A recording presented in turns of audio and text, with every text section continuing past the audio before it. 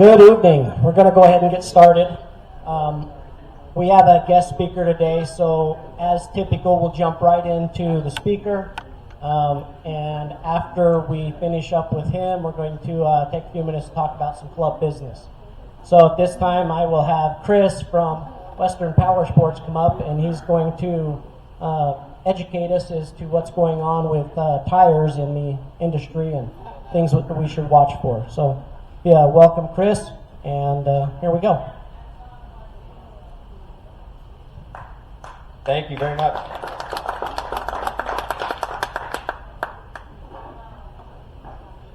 So, like you said, I'm the one that they got to come in and talk about tires. Give you a little bit of background on myself. I started working for Brian and Randy here when it was Access Motorsports back in 2003. And so I was with Brian and Randy here, made the move from down the street when we were Access up here. I was with the Edge until 2014 when I left to pursue other career opportunities. I left and I went and worked for Michelin Motorcycle Tires. I handled their motorcycle tire distribution business for the United States. So I left here, went to Boise, Idaho, handled all their distribution, handled 125 reps across the country, and also got some time to spend with different groups like the Jackson Racing Group when they were developing the EFG KM3. It's actually the KO2 is what they originally called that tire. But I got a chance to work with the guys at Jackson Racing as they were building and developing that tire. It was a really fun experience.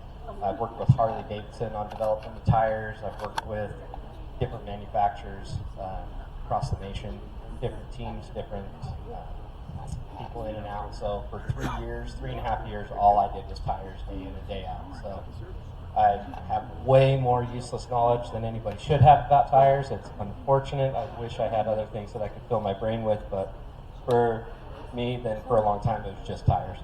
So what I'm going to talk about tonight, I came out and did this a couple of years ago, I believe, with you guys, and at that time, we were talking about different things like DOT, what you could expect for your UTV, running on the streets in Utah, running on the streets anywhere else. So this last year, there were some huge developments in that segment. It was determined this last year, the National Tire Board, there really is a thing called the National Tire Board that just pays attention to tires, whether it's street tires for car, light truck, that kind of stuff, or the UTV market. They paid more and more attention to the UTV market, and what they came up with a couple of years ago, and it went through the federal government, and that is that the DOT stamps that were on the side of any UTV tire in the market, all of those DOT were actually not DOT approved. Everybody that was stamping their tire with DOT was utilizing one of their car and light truck tires molds to attain the DOT stamp. So none of the DOT was actually DOT. They actually went back to it and figured out with the federal government, with the states and that kind of stuff, that anybody that was requiring a DOT tire that was looking for a DOT tire couldn't actually allow that, couldn't actually ask for that, because you can't get a tire DOT approved on a machine that wasn't. So UTVs are not regulated by the Department of Transportation. Their seatbelts, all that kind of stuff, are not regulated by the Department of Transportation. Therefore, no UTV tire could have a DOT, an actual DOT rating regulation, because the machine that they were on is not regulated by the Department of Transportation. So, as of, I believe, is August of 2022, the Department of Transportation came out. They have a letter. You can go find it online. It's kind of a pain in the butt to look through and everything, but it's stating that as of the end of 2023, every tire manufacturer that had a DOT stamp on the side of a UTV tire or an ATV tire that was trying to sell it on being DOT approved has to take that off. They can no longer have DOT on the side of them because there's no way to actually get that DOT approval on a non-DOT approved vehicle. So with the states, if you ever go to somebody and they say, oh, you have to have DOT approved tires so we can street legalize your machine, you don't, you can't, and as of, like I said, by the end of this year, you won't even be able to find one. The biggest ones for it were obviously the GBC. The GBC mongrel actually came from a tire mold, the Greenball, the parent company of GBC, Greenball. They use that same tire mold on a light truck tire. So their DOT stamp on the side of theirs, if you actually researched it back, it went to a light truck tire that was a completely different tread, everything. It wasn't even close to what the GBC mongrel was. But GBC decided, hey, we have this DOT approval for this light truck tire. We kind of use the same carcass, and so we're going to throw the DOT on the side of it. Doesn't work, can't do it. Like I said, the federal government will start to enforce that at the end of this upcoming year with the manufacturers. So you guys sitting on the side of your tires, just be the tires running through its course. So they are still out there. They will be out there. I would say it'd probably be the end of 2024 before you ever saw no DOT on the side of any tire. So that's the quick run through on that. Yes. Yellowstone National Park allows you to in the park if and your tire. So I'm assuming If we go on board, you won't be able to take it. you'll be They'll able. have to change it. They'll have to change it. So they can't. Same thing. They cannot allow, or they cannot enforce you having to have a DOT stamp on your tire, which comes on a machine or is built around a machine that was not regulated by the Department of Transportation. So yeah, in the next year, I would even say now, at this point, they've had this information for 9 months. I would say even now, if you were to talk to certain people in Yellowstone and that, they've already seen this information. They know what's going on with it. They're going to go, yeah, we're not going to enforce. I doubt a lot of the guys would fully enforce that just because no way to enforce it. So it was for a while, it's probably a way for them to go, hey, well, we can write $100 ticket, generate some funds for the parks. But exactly, they don't generate enough, I guess. But yeah, as of the end of this year, then no, they won't be able to enforce that. And like I said, I doubt right now if you went to them. I mean, you can pull this thing up on it's on government websites and that you can pull it up and go, the government is telling me that I don't have to have it. How are you telling me that I can? You can't. It was the same thing with, there were a couple of states out there that were saying, even different places that you went in Utah. I mean, different people were saying, oh, if we're going to street legalize your machine, you have to buy a DOT tire. Okay. And there's a lot of UTV companies out there that go and buy, like the BFG KM3. They were going and buying the street legal KM3 because it's the same. I mean, you can get, usually you have to find a 15 to a 17, but you can get a 35 or a 32-inch KM3 that's a light truck tire that you could put it on your UTV, and there were some people out there doing that. Tire Rack, Discount Tire, places like that. Those places have always had access to the UTV tires, but always sold the truck tire under the UTV branding because the truck tire is actually less expensive. It's heavier, doesn't have the right carcass, makes your machine run weird. Wasn't built around the machine like the actual KM3 is, but that's what it is. Anybody else have any questions on the DOT dilemma or anything before I move on? Cool, easy enough. Okay, move on to a couple other key things on the tires. A big thing that people always get caught up on is tire date codes. Anybody know where to find the tire date code on the side of your tire? What it is, what it means, all that good stuff? Cool. All right. Biggest thing to remember about tire date codes is for so long we had so many people that got so caught up in tire date codes and that. You'd get people that would get a tire and try to send a tire back or bring a tire back to a dealership because they're like, oh, the date code on the side of my tire is 9 months old. Yeah, it's probably the freshest tire you're going to find. Because if we have something like a Sedona or a Maxxis, I mean, they're made overseas. Right now, our shipping times are 6 months to, I mean, during COVID, we were 9 months out on containers and that sometimes. And so, I mean, we had a ton of tires through everybody that was producing them. I mean, there's very, very few tires that are produced here in the States.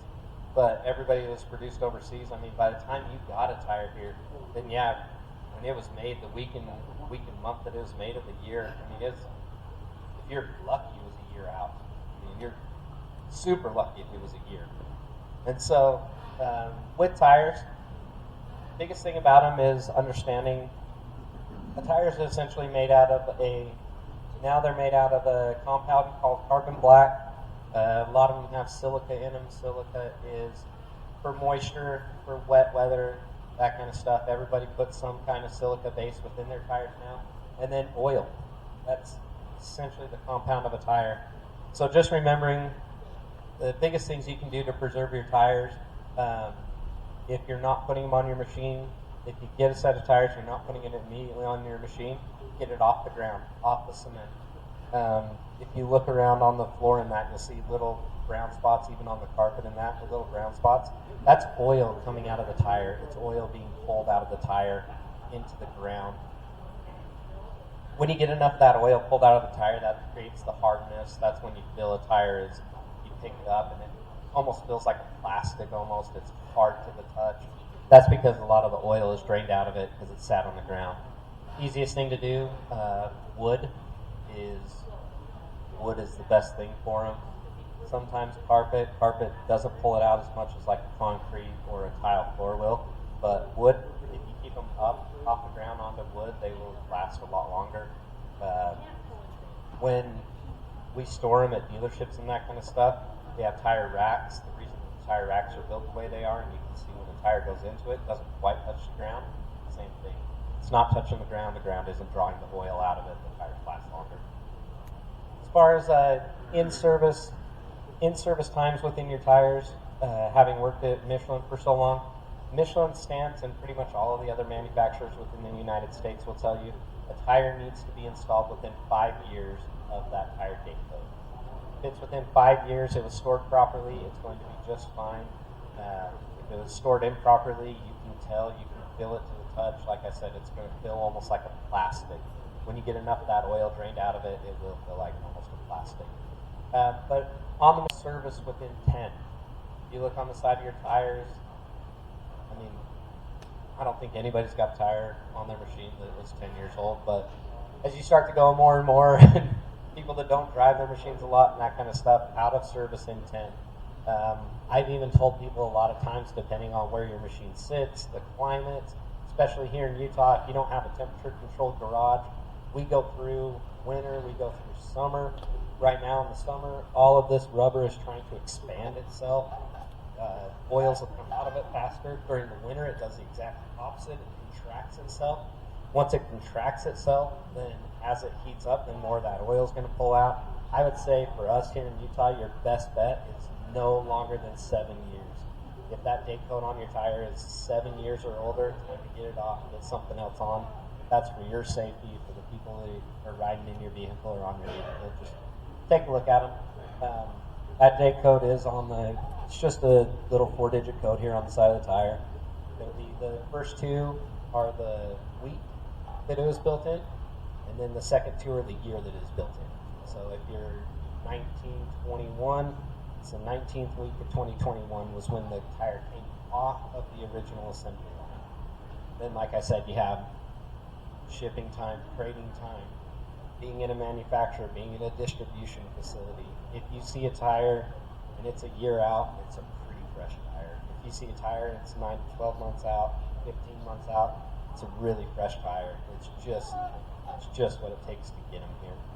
So those are the kind of things there. The one last thing that I will touch on is ply rating. A lot of people get stuck in ply rating. A ply rating is based on, so the BFG is an 8-ply tire. The Sedona Ripsaw sitting next to it is a 6-ply tire. but they're two totally different ratings. So the BFG is an 8-ply tire as long as you're running 12 PSI. It's a 10-ply tire if you're running 30 PSI. So the ply of the tire doesn't actually mean what's in the tire, how thick it is, anything like that.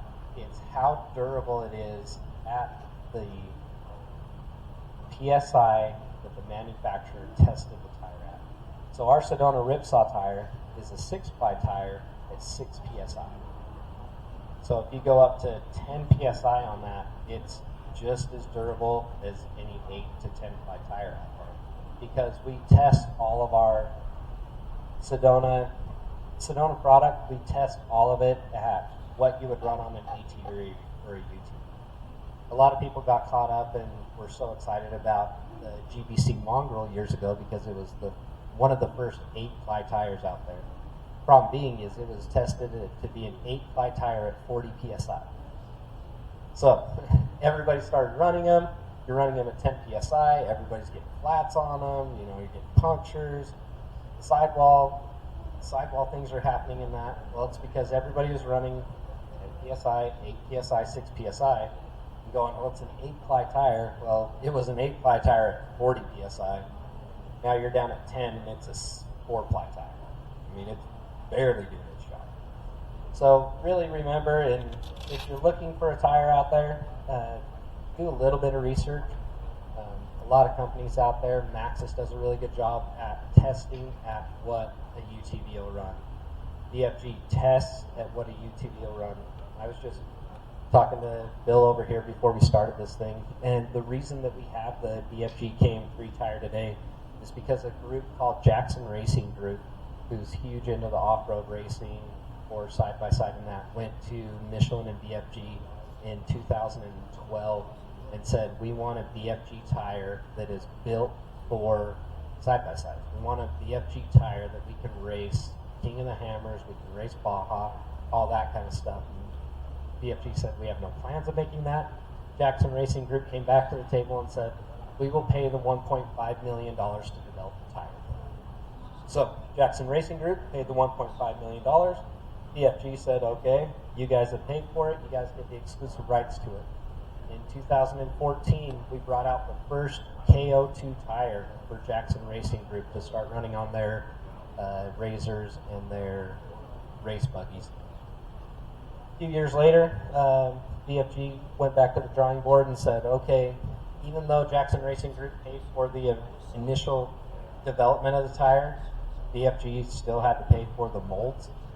Give you an idea, each mold for each size of tire at BFG Tire, because of the way that we build tires, each mold is $1 million.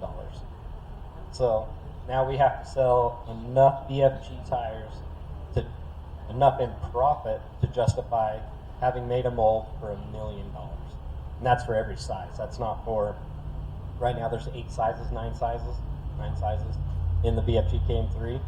Each one of those is $1 million. So right now the molds for BFG are $9 million worth of molds that BFG is making back up. So everybody's kind of the same. BFG and Michelin, their molds are more expensive because of the way they build tires. A Sedona mold, I know that when we do a Sedona mold, that costs us $250,000, $300,000 to do our mold for Sedona. But do a little bit of research on your tires. Don't just look at the ply rating on them. Look at the ply rating and find out what that really means. There's still a lot of companies out there that want to have an 8-ply, a 10-ply tire. So all they do is just up the PSI that they test the ply at. It's real easy to do. Anybody can do it. If you truly want a 10, 12-ply tire, you can make it. Just keep up in the PSI until you get the rating. So, any other questions that anybody has on tires in general? So what is PSI max on the side of the tire? Max PSI on the side of the tires is the max PSI that you can run to get the max load on the tire. So a BFG KM3, you can run it at 10 PSI when you're out on the trails and that kind of stuff. You run it at 8 PSI realistically when you're out on the trails. But because of the way they built it, you can actually, when you're riding on the street, when you're driving your machine on the street, you can run it at a street 40 psi, just like you would in your truck. All it's going to do is, when you lower that psi down on the trail, it's going to give you more grip. When you up the psi on the road, it's going to give you more mileage and longevity. The max psi is always, there's a load rating on every tire. Your max psi that's on there is the maximum psi that was run in the tire to get the load rating. So you should never go over the max psi, but it's just to get to the load rating. So most of them are, I mean, you look at like the KM3, I think it's like 1,000 something pounds, but that's 1,000 pounds per corner. So I mean, you could run a Ford Ranger on it, not really worry about it. Every UTV is going to be perfectly fine on it, but it's the max psi that we've ever tested. You just touched on PSI, lower on the trail, higher on the road. That seems to be an ongoing topic all the time. Can you explain why there's the differences? Yeah, so PSI, here, I'll just.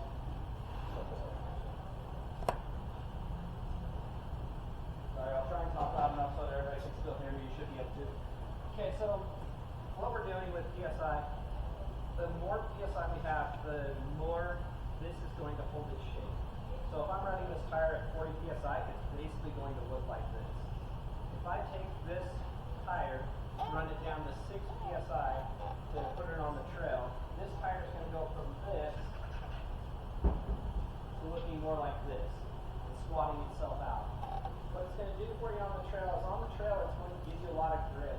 The biggest thing you have to remember is every 3 PSI that you go down in the tire, 4 PSI, every 4 PSI you go down in a tire, you're adding inside heat to the tire. So, if I'm on the trail and I'm running this at 8 PSI, and I get off the trail, say I'm in Moab or something, and I get off the trail, and I want to go back to wherever I am, and I start running 40 miles an hour on this tire at 8 PSI, or this tire at 8 PSI, the heat buildup inside the tire is going to become extreme. So, the lower PSI, every tire will handle that low PSI. It's a lot of times why you see V-block in that. Those guys are trying to run 4 or 6 PSI, and the V-block's just essentially doing just that. It's holding the bead so that as you're going up rocks in that tire doesn't hold itself off of the wheel. The contrast to that is as you get on the road, like I said, your 4 PSI gives us about 5 to 7 degrees more internal temperature on the inside of the tire. Well, now if we're at 8 PSI and we need to be running 30, now we're talking about 40 degrees, 50 degrees more interior heat on the tire. Tires are built on a layering system. So, having seen it with Michelin, basically what happens is there's a mold. The first layer of rubber goes into the mold, it sits there and spins and cures. Then another layer is put in, whether it's a Kevlar, whether it's a beading process, that kind of stuff. Another layer is put in. Those are essentially held together by a glue compound that's in it. All this tire is layers upon layers of those different compounds stuck together and glued together. So we all know you sit up here and put glue on the counter, it sticks on here. You want to get it off. Easy thing to do is heat it up, right? Go back to more of a liquid state.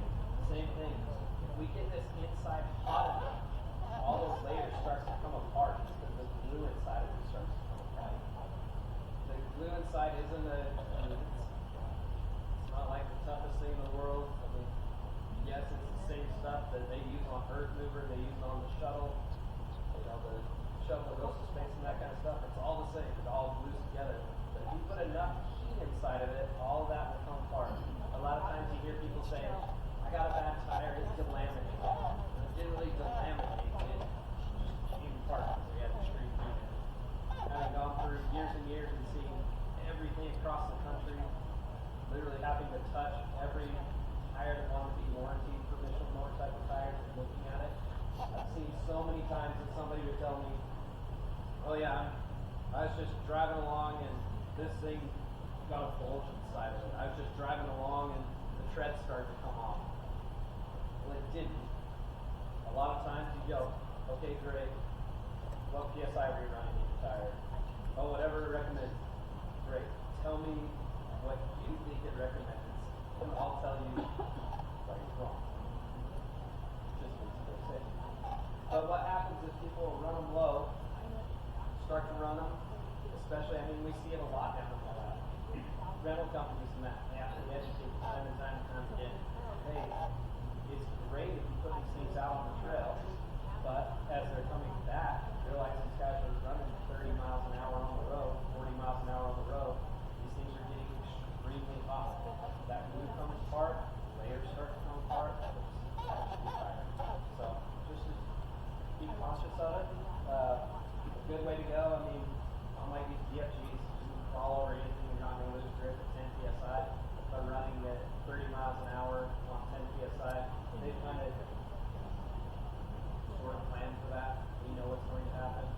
But if you get another company like Maxxis, is everybody loves Robson, Maxxis 35-inch tire, or County Moab and that kind of stuff. But if you start to run that tire at over 15, 20 miles an hour, as big as it is, and the way that it's built, the way everything's constructed, they just start to fly.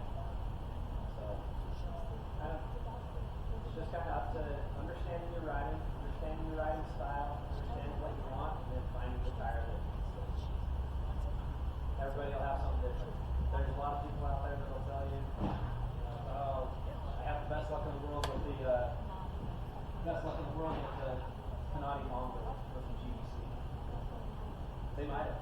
It could be their riding style. They could be somebody that's driving it around town, taking it off on fire roads and that kind of stuff. And so they've always had 30 psi in the tire, and it works great. It's awesome. In the Midwest, that's what we tell everybody to do. Get in the Midwest and you go, you see it, Canadian Mongo, you're like, they probably got 30 psi in it. Most of the time they do. Now, if you get into our areas where you like to go a little bit slower, you want to grip, the rocks, that kind of stuff, just find a tire that's made to do that. And understand its maximum limits. Every tire has its maximum limit, so find what that is for that tire. Good question for you. So when they give you the fire rating, why don't they say 6 fly at 7 psi? They do. Oh, they do? I've never known. They didn't have a van, yeah. Yeah, oh. They do? I would- It does say that. I believe on the side.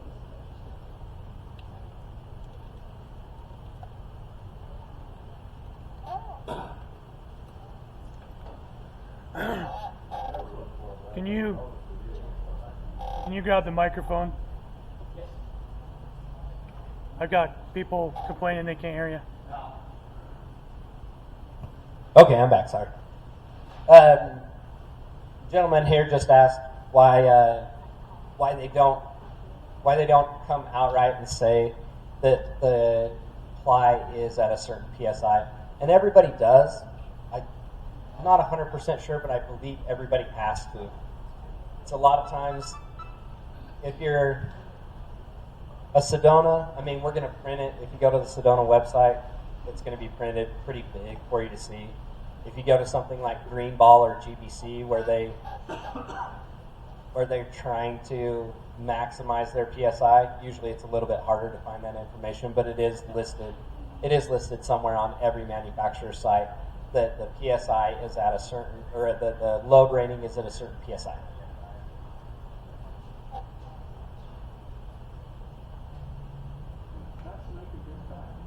Huh? Does Tusk make a good tire? They do. So Tusk, in the beginning, then Rocky Mountain ATV went over to find somebody to build them a tire, and it was round, black, and had some tread on it at first. Over the years, I like those guys. I do a lot with them. But yes, at first it was round, black. It had some tread on it, and that's kind of where they went. Over the years, they have put time and energy into the development of the tire, and I would say the Tusk Trilobite is a decent tire out there. They sell gobs of them. I mean, they sell tons. Just understanding that there's sometimes that the tire's inconsistent. I believe they still have the tire made in China, and the factories over in China, sometimes you get inconsistencies. Doesn't matter what it is, whether it's metals, that kind of stuff. It always seems like they're doing the same thing. Usually you go to China to find the most value-based product that you can get for the money. They do the same thing, so they don't consistently use, like Michelin, BFG, Sedona, Maxxis, all those companies, they use the same suppliers for their rubber, for their compounds, for all of their manufacturing processes. They always use the same ones. You get into China, once you get into China, because they're trying to drive such value, then they do just like a Walmart would. They'll change from a consistency company to a company that can produce it for 80 cents less, because they have to keep that value, or they have to keep the cost down. So that's the only thing that's ever happened with them. I mean, every once in a while you'll see a spike in some people that say that they had an issue with a Tusk tire. Same thing with OSET tires that are out of California that are imported by Chaparral. It's all a company that they found out of China to produce the tires for them, and they're just trying to do something. But yeah, if you get a great run, you get a great run. I mean, there's a lot of those tires out there that are amazing. And on the flip side to it, if you get a bad run, they sell through them so fast that they had that run of tires for 3 weeks, and the whole container's gone. Maybe there's some bad out of them. Maybe some people won't realize it for a while, but they're back to a good one. So.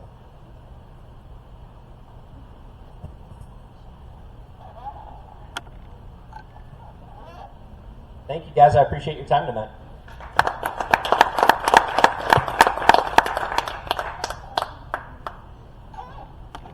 Very educational. I now know more than I knew when I walked in here, which is usually the case. So we'll get on to some club business, and then we'll wrap this up quickly. Any new members here? Anybody haven't been here before? I see at least one face.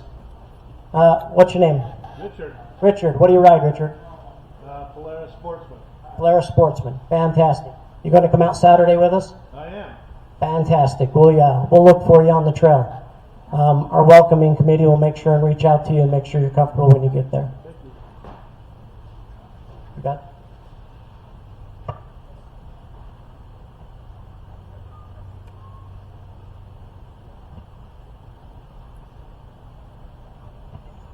Okay, so Tough Shed donated 2 really nice dog houses for the Ride for Life. They weigh more than me and Bill put together, so they're not going with us out on the ride. We're going to actually do a silent auction. I'm not sure how it's going to work. Did we decide last night? It'll be on the website. We're going to post the pictures. They're really nice if you have a dog that you need a little house for, or if you have a smaller dog, you can put levels in and make it like a 3-story cute little playhouse or something. Or hell, if it's something good for the kids, you can put your grandkids in it, you can put your kids in it, the neighbor's kids, whatever. You would probably fit, but I don't think my husband would. But the lids do come off, so I guess I could stuff them in. But we're going to do a silent auction for them. So if you guys are interested, or if you know anybody that's interested, they're a $500 doghouse made by Tough Shed, donated. So just watch for the silent auction. Thank you. Yeah, we had a board meeting yesterday, and we discussed the way we were going to facilitate transporting those, and it just wasn't practical. They're pretty bulky. They're very well built. They're built exactly like the Tough Shed that you would put in your backyard for your lawnmower. So they're extremely heavy, and they would pretty much last the winter we just had. The roof will not collapse.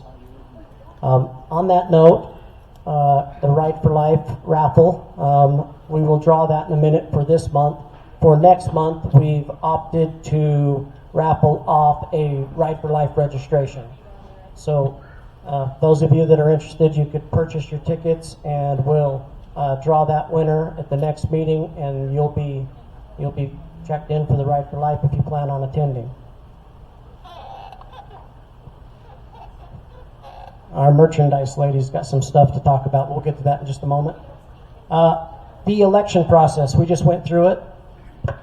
On that raffle, if you've already paid for the ride, do you get reimbursed for the ride? That is a good question. I do not have an answer to that, and I'm not going to pretend.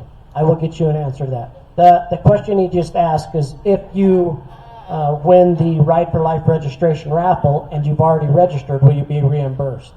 My first inkling is to say, well, that makes sense, but that's a board decision, so I will get that in front of the board immediately, and we'll put that out with that drawing for this month.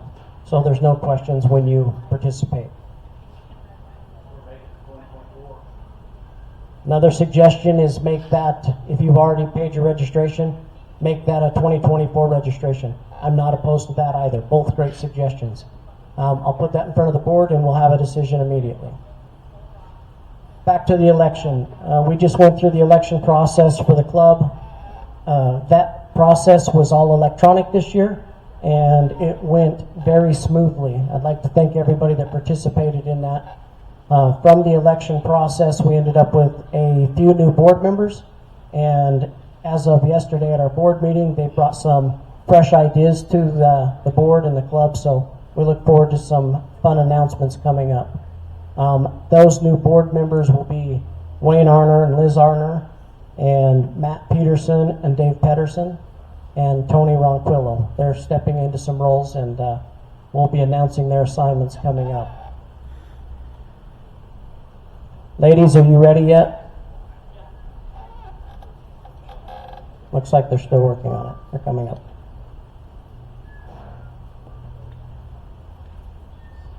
Inappropriate. Very inappropriate. Smurf, knock it off. And we welcome our ladies to talk about some merchandise and the ride raffle. And the RFL raffle.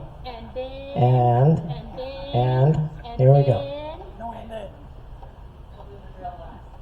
Have you ever ordered Chinese food? This will be for the room raffle. Dude, where's my car? And the winner is Well, he didn't buy any. To verify? well, if he pulls his name, we'll know he's a cheater. Scream it loud. Would be Proud. Brett. Britt. What did you Okay, win? that was the room raffle. What's up next? Let's do, you want to do drill or do you want to do the guide? Well, we have two gifts coming up. The ride attendance. This is for the club member that's attended the most rides so far this year. Not me. That's not me.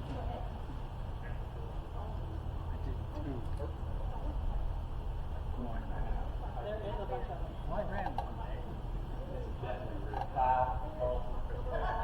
Kyle Carlson. Kyle, you won the drill.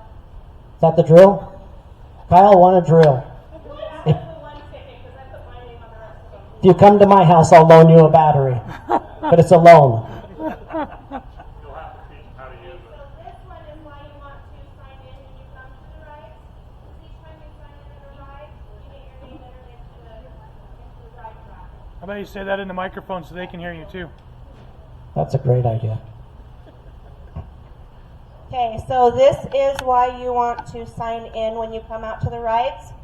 You get, every time you go to a ride, you get entered into the room raffle drawing, which is, sorry, ride raffle drawing, which is going to be $50 cash. So each time, make sure you go to the table and sign in while you're buying your other raffle ticket.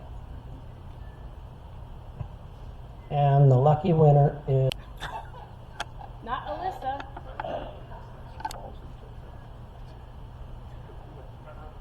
come on, Ray. Don't be shy.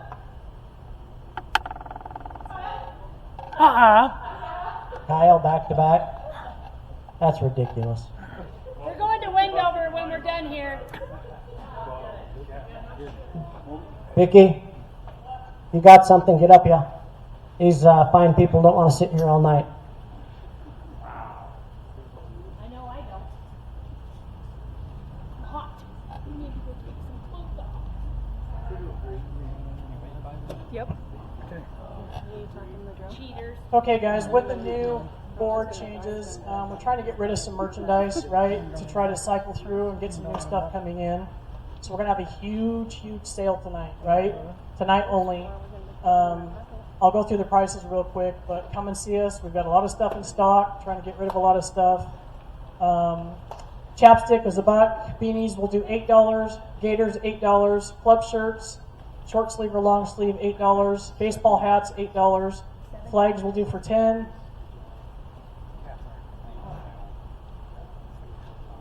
Flags at 12 by 18 flags will do for $10.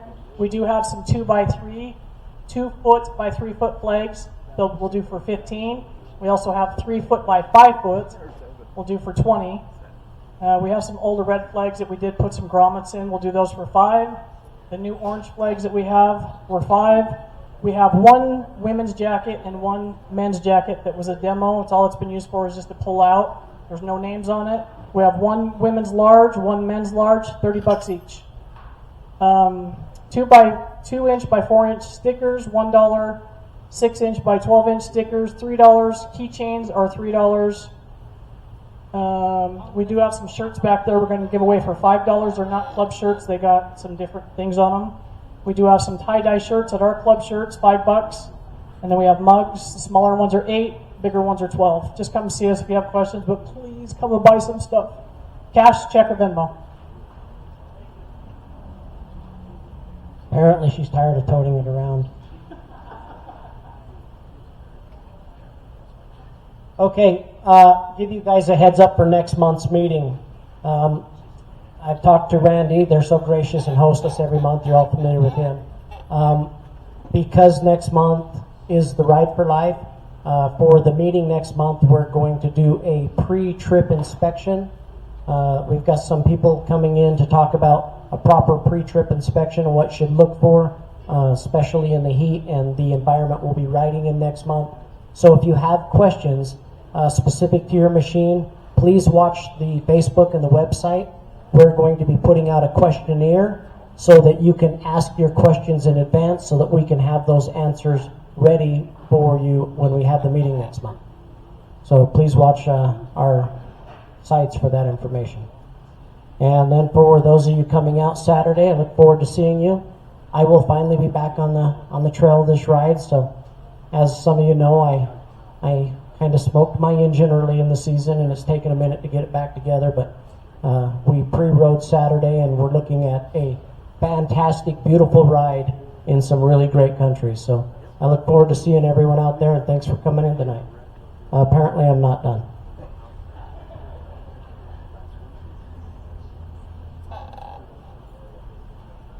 Not till the boss says you're done. You're not done.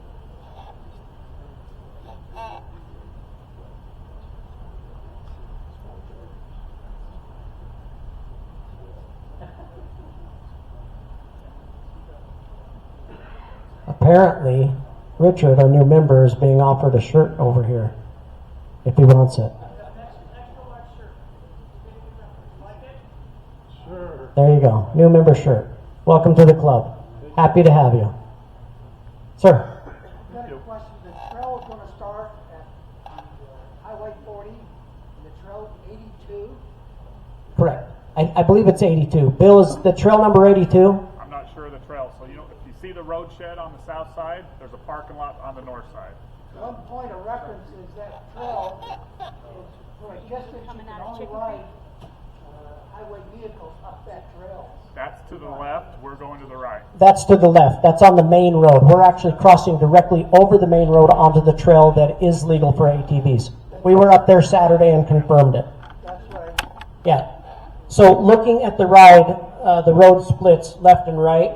If we were to go to the left, we would technically be breaking the law and we have to be street legal only, but we're actually just crossing directly over and taking the right side, which is going to wind us up. I'm going to just tell you right now, don't plan on running your flags. Nope. Some of the trees, we're going to a really tight, fun area. It's really grown because of the rain and snow we've had this year.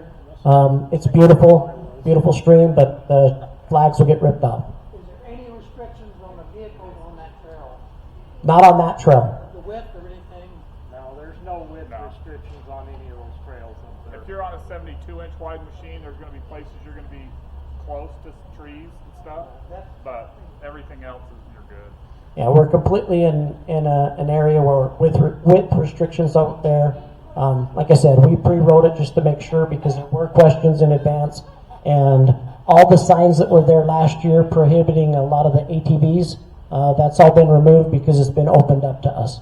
I know that Steve and some of the other groups have worked diligently to make that happen. Anything else we need to be aware of up there, Steve? No, it's all, I did most of that loop a week ago, and it's all good. It's a good trail.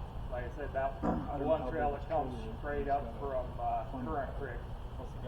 Yeah, that one's a little tight. You definitely don't want to be running flags. Yeah, so for those of you that didn't hear that, Steve rode the same loop about a week and a half ago, and same thing, the trail is a little tight. You don't want to be running your flags. I know we like to run them. I love flying mine, but we don't want to rip them off and leave debris on the trail. So it's a good time to leave your flags off the machine. After 12 years, I finally got my wife to go on a ride with me. It's taken 12 years. Fantastic. 12 years? Well, Lance, we look forward to seeing her. For a while there, I thought you was making it up. You do have a wife. Fantastic. Well, again, thanks everyone for coming, and I look forward to seeing you guys on Saturday morning. Don't forget to buy your merchandise on the way out. Peanut Gallery.